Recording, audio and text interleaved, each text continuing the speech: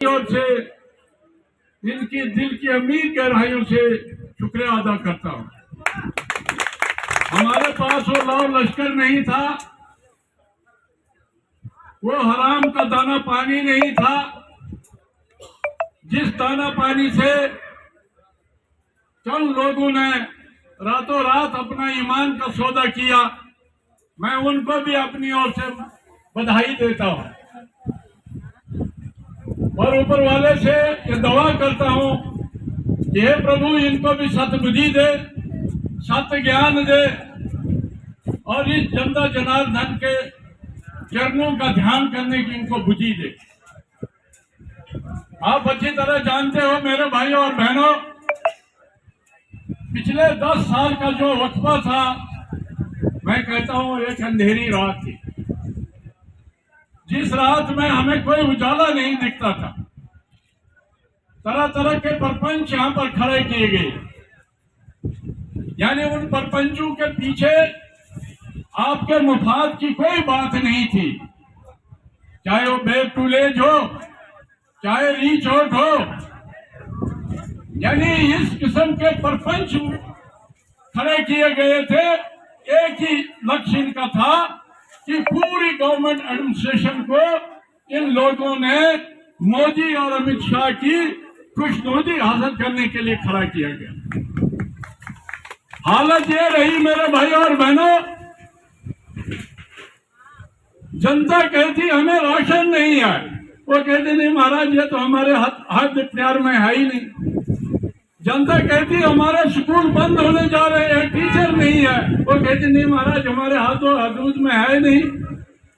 जनता कहती थी हमारे सड़कों का खस्ता हाली पर नजर डाले, आप किश्तवाड़ से लेकर यहाँ तक आए हो, आपने सड़क की खस्ता हाली को देखा? कहते नहीं महाराज हमारे आंखों में वो रोशनी नहीं है, क्योंकि वो रोशनी भी शाह और मोदी ले चुके थे।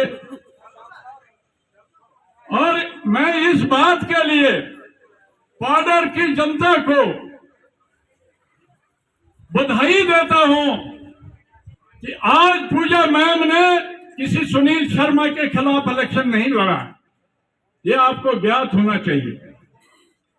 इस पूजा ठाकुर को हराने के लिए अगर थोड़ी भी अमित शाह को गैरत होती, जो कहते हैं हम माता शक्ति की सशक्तिकरण का काम कर रहे हैं, उसको वो जो बदजेब भाषा का उसने इस स्टेज से, यानी वार पार वो स्टेज यहाँ है और ये आज हम यहाँ से हमने 3 जलसे यहीं से किए। फिर भी उस माईनाथ सपूतनी ने जो करिश्मा कर दिखाया, वो किसी अमित शाह या मोदी से कम नहीं है। और हमने इलेक्शन मुद्दों पर लड़ा है, हमने किसी के ईमान को ठेस न पहुंचाते हुए, किसी के ईमान को जख्म न पहुंचाते हुए इलेक्शन लड़ा। हमारे इलेक्शन के अंदर आपकी समस्याओं का एक चिट्ठा था और आज मैं इस मजबूत मंच से अपने इन मजबूत कार्यकर्ताओं के माध्यम से, चाहे कोई सामीन है या नाजरीन है, वो सुन ले और देख ले, जब एक एक शब्द को बॉर्डर की सरजमीन के उन युवाओं से, उन नौजवानों से, उन बुजुर्गों से, उन माओं से, उन बहनों से, उन बच्चों और बच्चों से हमने जो वादा किया है उसको हम पूरा करेंगे। वो इसलिए करेंगे कि आज जिस माईनाथ सपूत युवा चीफ मिनिस्टर ने शपथ लेकर के रियासत जम्मू कश्मीर की इस भोली बिसरी जनता का कयादत करने का जो हलफ लिया है,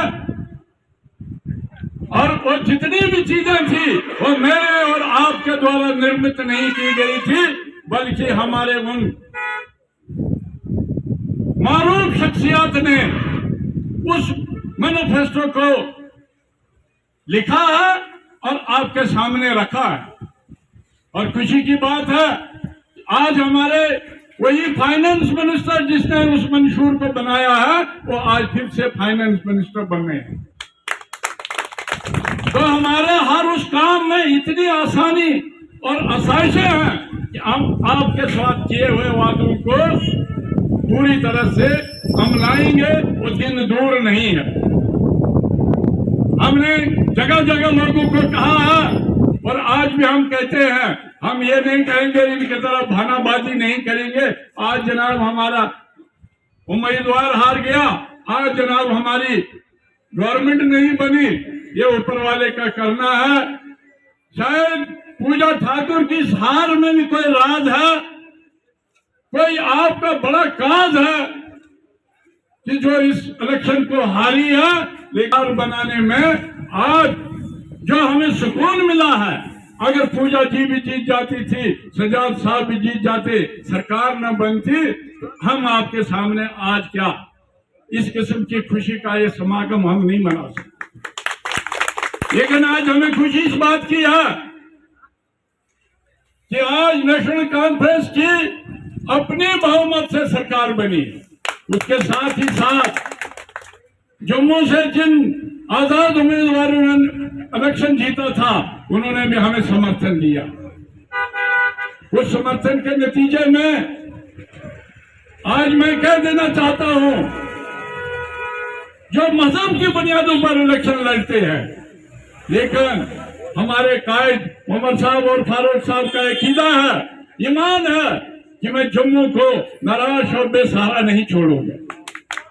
और उस जम्मू की सरजमीन से जनाब सुरेंद्र चौधरी को डिप्टी चीफ मिनिस्टर का ओहदे से नवाजा गया। यह उसकी कमिटमेंट है। वरना मेरे भाई और बहनों, आप अच्छी तरह जानते हैं कि हमारे जितने बताली के बताली में जो एमएलए हैं, सबसे ज्यादा कश्मीर से आए और सीनियर लोगों को पीछे करके, जो इसी बार सुरेंद्र चौधरी जिसने रविंद्र रैना को हराया था, उसको डिप्टी चीफ मिनिस्टर का पद दे करके उसको सुशोभित किया है। ये बधाई की बात है। मेरे भाई और बहनों, ये आपके साथ वादा है। अब तो ये सीजन ढल चुका है।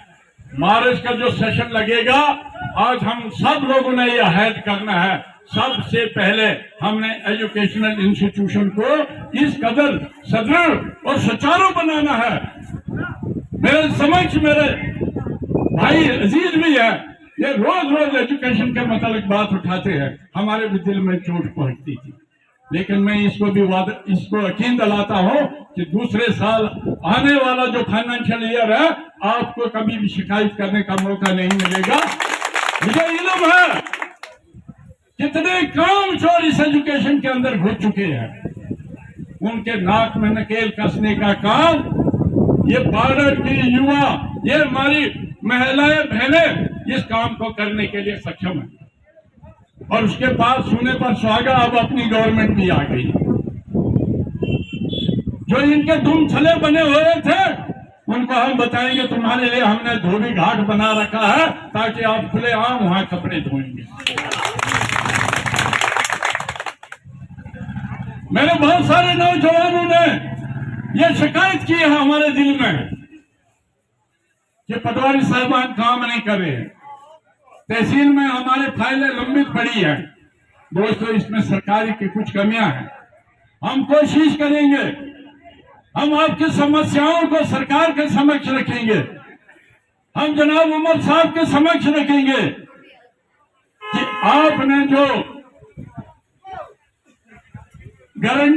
सर्विस गारंटी एक्ट जो बनाया है, कहीं महीने का समय रखा है, कहीं 15 दिन का समय रखा है, उसको हम कम से कम करके, ताकि आपका समय बर्बाद ना हो, ऐसा काम करने का प्रयास करें।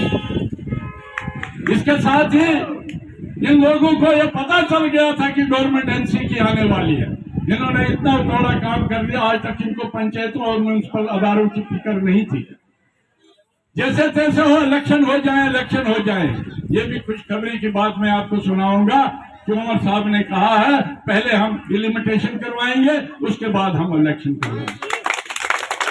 और हम बहुत जल्द इस इलेक्शन प्रोसेस में हिस्सा लेकर के, यहाँ बहुत सारे हमारे गांव हैं जहां पर हमें पंचायत देना जरूरी है, हम उनको आश्वस्त करते हैं कि हम इस इलेक्शन से पहले उनको पंचायतों से नवा देंगे। ये हमारा आपके साथ वादा है। इसी के साथ ही जब यहाँ डेलिमिटेशन कमीशन बैठा, एडमिनिस्ट्रेटिव यूनिट बने, बहुत सारे पंचायतें बनी, बहुत से न्यायतें बनी, बहुत तहसीलें बनी, लेकिन हमने उस वक्त भी एक शिकवा का इजहार किया था कि मान्यवर जब तक आप रेडियो विलेज का डिलिमिटेशन नहीं करेंगे, हमारे यहाँ 100 से ज्यादा गांव है छोटे मोटे, हमने उन जगहों पर रेडियो विलेजों को असरे नौ बनाना है, ताकि हमारा जो डेवलपमेंट का प्लान जो है, क्योंकि नेशनल लेवल पर सेंसिस या रेडियो विलेज को ही डेवलपमेंट की इकाई माना गया है, हम यहाँ ज्यादा से ज्यादा रेडियो विलेज बनाएंगे ताकि लोगों को सुविधा हो, ताकि वहां की डेवलपमेंट जो है तेज तर बन पाए। ऐसा हम आपसे वादा करते हैं। हम कोशिश करेंगे अपनी सरकार से कि फिर से ये RET स्कीम जो है लागू की जाए, ताकि यहाँ के जो गांव है जहां तक एजुकेशन की रसाई नहीं है, आज वहां गांव में भी लोग ग्रेजुएट कर करके घरों में बैठे। बहुत सारे शहर के गांव की बोली में हमारे लोग भी बोली बोलते हैं, अरे यार क्या करेंगे, जब से RET आए एजुकेशन का भट्टा बैठ गया। मैं उनसे जानना चाहता, जो प्राइवेट अकेडमियां हैं उनसे PhD करके वहां आए, जो वहां की एजुकेशन को बढ़ावा दे रहे, जो यहाँ की मेरी माएँ पकड़ पकड़ के उन बच्चों को वहां पहुंचाती है। हम कहेंगे हम गांव में सरकारी लेवल पर ऐसी एजुकेशन देंगे कि लोगों को गांव से माइग्रेट होकर गुलाबगढ़, किश्तवाड़, जम्मू के दर दर की ठोकरें न खानी पड़े। इसलिए हमने इलेक्शन लड़े हैं, इसलिए सरकार बनाई है। इन्हीं मुद्दों के साथ हम अपना काम का आगाज करेंगे। जो आज हमें सरकार बनने पर हमने यहाँ इस पवित्र सरजमीन से श्री गणेश किया है, इसी पवित्र सरजमीन में फिर से एक बार अपने महबूब रहनुमा और जनाब उमर अब्दुल्ला साहब को आपके सामने लाएंगे और उनके समक्ष आपकी सभी समस्याओं को रखेंगे। और हमें वो दिन दूर नहीं है कि बहुत जल्द आपका जो राशन का मसला है, मुझे लगता है कि इसी कैबिनेट मीटिंग में कोई फैसला लेंगे। और आपके नरेगा को जो समस्या है, इनकी हम नाक में नकेल डालेंगे। जिस प्रकार से इन्होंने 10 साल इसमें डाके डाले हैं, वो कोई छोटे पैमाने पर नहीं डाले हैं, इन लोगों ने डाके डाले। यही तो मायदा जिसको आज आपने ऑटो से नवाजा है, किश्तवाड़ की सरजमीन से कहा था अगर मैं किसी से 1 पैसा खाऊंगा गाय खून के बराबर होगा। मैं पूछना चाहता हूं आपकी वसातत से, आज तेरे वो हवेलियां किसके खून से बनी है? तेरी वो तनख्वाह उतनी कौन सी थी? अरे दूसरे कोई अगर ले वो रिश्वत है, अगर ये ले इनके लिए वो गिफ्ट है। उसका कौन सा सरमाया था जिस सरमाए से उसने कौवे की तरह जहाज उड़ा उड़ा करके गांव गांव में गया और आपके चरणों में हमने उसको झुका करके रख दिया। ये आपकी ताकत है, ये ताकत के लिए मैं आपको जिसको मान्यवर एक वक्त 2014 में कामयाब हुआ था, मैंने उसकी नादानी की बार बार जिक्र किया, पूरे इलेक्शन में जिक्र किया है। उसको महाराज जमीनी नजर नहीं आई, कौवे की तरह हवा में उड़ा, माँ भगवती के दरबार में शीश झुकाया और ऊपर ऊपर से निकल करके चला गया। यह है इन नुमाइंदों की खसलत। दोस्तों, आप लोगों के दिलों में भी होगा कि पूजा मैम ने हमसे वोट लिया, आपने हमसे वोट दिलाया, वो आज तक नहीं आई है। मैं आपको ये बात कह देना चाहता हूं कि पूजा मैम की सरकार बनने में श्रीनगर में जो मसरूफियात थी उसकी वजह से नहीं आई है। हम जल्द इस हफ्ते के अंदर अंदर हम पूरे ऑर्डर में जाएंगे और हर एक ऑर्डर का शुक्रिया अदा करेंगे, हम उनका आभार प्रकट करेंगे। और उसके साथ ही साथ तब हमने अपना मंशूर दिया था, आज इस बार हम आपसे आपकी समस्याओं की एक डिटेल बनाएंगे और उसी पर हम इस साल काम करेंगे, जिससे आपकी मुसीबतों का अजाला हो, आपके मुसीबतों में कोई कमी आए, इस चीज पर हम काम करेंगे। दोस्तों, आज जिस स्टेज पर हम बैठे हैं, आपको पता है मेरे पास बहुत कम वक्त रहा जब यहाँ हमारे माननीय स्वर्गीय चमनलाल जी गुप्ता थे। आज ये स्टेज अगर है उस शख्सियत की देन है। और हमारे प्रयास थे, हमने 5 लाख में इस स्टेडियम की पूरी दीवार लगाई और इसको हमवार करने का काम किया। उसके बाद मान्यवर इन ईमानदारों के नाम निहाज ईमानदारों की हालत और फैसला देके 40 लाख रुपए दिया और इस ग्राउंड की सतह हमवार नहीं हुई। यह ईमानदारी है, यह इनकी बेईमानी के नकूश है। लिहाजा वो दिन दूर नहीं है, जैसे मेरे अजीज मूलराज जी ने कहा कि इनके किस्मतों में, इनके हाथों से वो कोई भी पुण्य या परोपकारी काम करने का जो ऊपर वाले ने वो ताकत नहीं बची है। अब ये ताकत हमारे पास आई है, हमारे रहनुमाओं के पास आई है। वो दिन दूर नहीं आएंगे कि इस स्टेडियम को जिस नक्शे पर हमने लिया है इसको 4 चांद लगाने का काम भी हम करेंगे। यहाँ इन लोगों ने पूरे इलेक्शन में कहा जिस घर के तुझे भी वीडीसी देंगे, तुझे भी वीडीसी देंगे। जैसे इनके खाल में वो बाल उग रहे हैं तो ले रहे हैं ये वीडीसी के बंदूकें। मैं इनसे कहना चाहता हूँ जो इससे कबल हमारे 20 वीडीसी की कमेटियां बनी है उनको आज तक आपने वेतन क्यों नहीं दिलाया और दूसरे फिर इन पर यकीन करना शुरू कर देते। दादा हमने कहा है, एसएसपी साहब से पहले हमने गुजारिश की है कि जहां भी अगर देनी हमारी जरूरत है लेकिन खुली रैली करो। उस गांव का कौन सा लिखा पढ़ा नौजवान जो उस लायक है उसको लगाओ, हमें कोई एतराज नहीं। लेकिन ये रातों रात चिट्ठियां बनाने वाले उनको बता देने चाहते हैं कि तुम्हारी जितनी सुबह थी वो अब शाम में बदल गई है। अब तुम्हारे लिए सुबह का सूरज तुलू होने वाला नहीं है, अब वो ग्रुप हो चुका है। ज्यादा में आपके बीच में ज्यादा न रहते हुए अब हमारा काम प्रदेश के अंदर काम करना है। इन लोगों ने इतनी ठगी की है, ये मरकज से आप लोगों को क्या दिलाएंगे उसका आप लोगों ने पूरी तरह से उसकी निगरानी करनी है। हमारी भी निगरानी करो, हम आपको खुले दिल से दावत देते। लेकिन अगर तुम लोगों ने जिस प्रकार से इस कौम को ठगा है, जिस प्रकार से पाडर की सरजमीन जो एक बहुत बड़ी भावनाओं की सरजमीन है, यहाँ किस प्रकार से किसी गुरु को लाया, किसी चेले को लाया, किसी अकेले को छोड़ दिया और यानी हिमाचल जो हमसे पसमाना है उन एमएलओ को यहाँ लाकर रखा था। मैं आज उन एमएलओ को भी कह देना चाहता हूँ कि आप अपने हाल से साथ देखिए। हमने इस पानी को हमारे बुजुर्गों ने, महापुरुषों ने अपनी पसीने सींच करके उनको अन्न का दाना मुहैया करवाया। आप हमको क्या सिखाने आए?